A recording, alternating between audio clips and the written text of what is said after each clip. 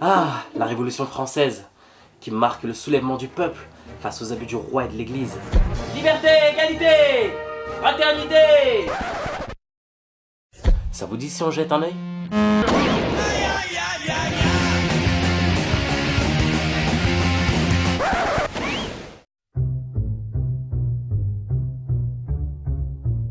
Faut croire que l'école n'a jamais réellement traité le sujet.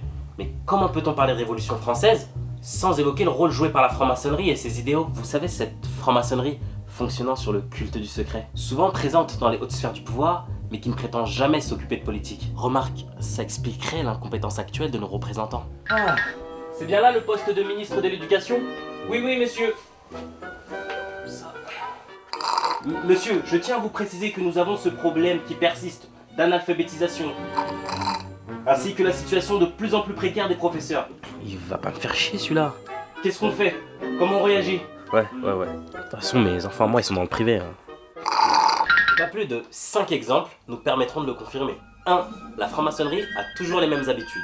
Peu avant la Révolution, on note aux postes influents la présence de Monsieur le Roi, lieutenant des chasses royales, Monsieur de Raymond, inspecteur des postes, Mirabeau, l'orateur du peuple, Savalette de Langue, garde du trésor royal et président de la loge Les Amis Réunis. La duchesse de Bourbon, grande maîtresse de toutes les loges d'adoption de France, sœur de Philippe Égalité, grand maître de la franc-maçonnerie, qui vota la mort du roi sur l'échafaud. Il y passera lui aussi après avoir renié son appartenance maçonnique. 2. Concernant sa présence géographique, on notait en 1787 282 villes ayant chacune leur loge. 3. La nuit du 4 août fut soigneusement préparée par le franc-maçon Isaac, dit le Chapelier. 4. Le symbole franc-maçon au-dessus de la Déclaration des droits de l'homme. Et 5. On a cet homme qui s'est littéralement lâché le jour de la prise de la Bastille. Le roi est arrêté! Tous les hommes sont libres et égaux! Ouais! Nous n'avons plus de secrets! Nos mystères sont accomplis! Ouais! La France entière n'est plus qu'une grande loge! Quoi? Les Français sont tous francs-maçons! Et l'univers entier le sera bientôt! Quoi?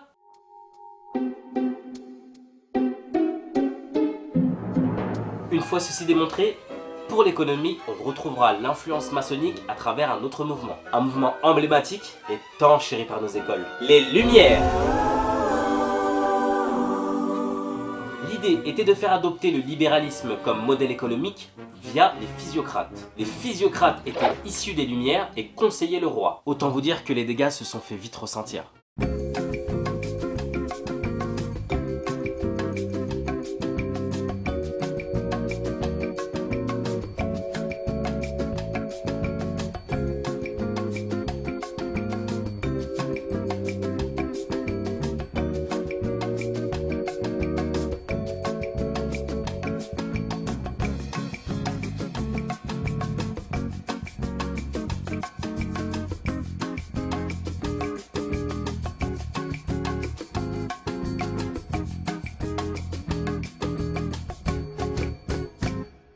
Pour la politique, c'est à travers le jansénisme, représenté par le Parlement, que nous retrouverons l'influence maçonnique.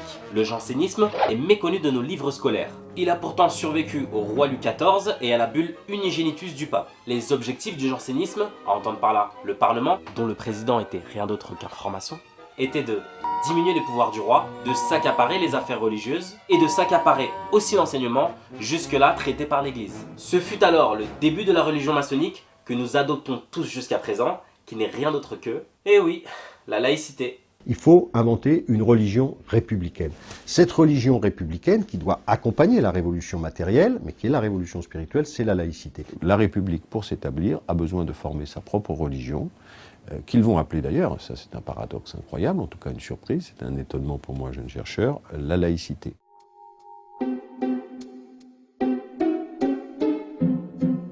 Mais d'ailleurs, qu'en était-il de l'Église? On nous dit qu'elle exerçait alors un pouvoir tyrannique sur les consciences. Pourtant, elle est aussi à l'origine de la défense de la veuve et de l'orphelin, ainsi que de la théorie de la guerre juste. Elle préservait les registres de naissance et de mariage et elle proposait l'école gratuite. Et pendant la Révolution, ces prêtres furent pourchassés, emprisonnés, dépouillés, car ils refusaient d'administrer et s'opposaient à la franc-maçonnerie. Un bilan s'impose. D'un côté, nous avons la franc-maçonnerie, le jansénisme, les Lumières, et de l'autre, le roi et l'Église. Et le peuple dans tout ça?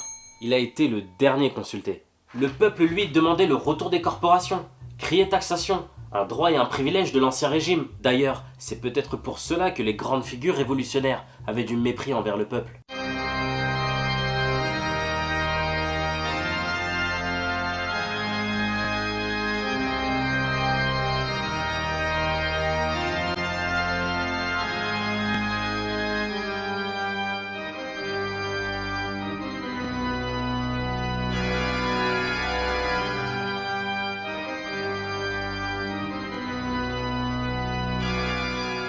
Du coup, la QQF tombe sous le sens. Monsieur, quel est le lien entre la Révolution française et la franc-maçonnerie? Well done. Écoutez, je pense que là n'est pas la question. Fight! Mais il y a un lien évident, non? Impressive. La question que je me pose c'est, est-ce que l'école a pour intention de nous expliquer un jour le rôle de la franc-maçonnerie dans la Révolution française? Ou cela doit-il être caché? Peut-on nous expliquer pourquoi la franc-maçonnerie, dès 1787, s'est affiliée avec des brigands et des malfaiteurs de profession? Peut-on nous parler des abus du Parlement qui n'hésitaient pas à se mettre en grève et à ruiner l'économie? On nous a toujours parlé du slogan républicain, sans jamais nous parler du décret Allard, la loi Chapelier et la loi des suspects, qui sont en totale contradiction. Et pour finir, est-ce si étonnant d'apprendre que l'école a naturellement été récupérée par la franc-maçonnerie? Jusqu'à un certain Jules Ferry, franc-maçon, et détail qui semble avoir échappé à nos manuels scolaires, raciste.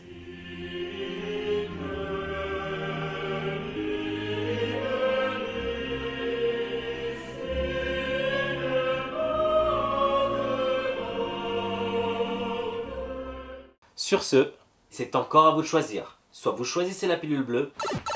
Bon retour dans la matrice. Ou vous choisissez la pilule rouge. Et c'est à vous que je donne rendez-vous pour le prochain Restez débranchés.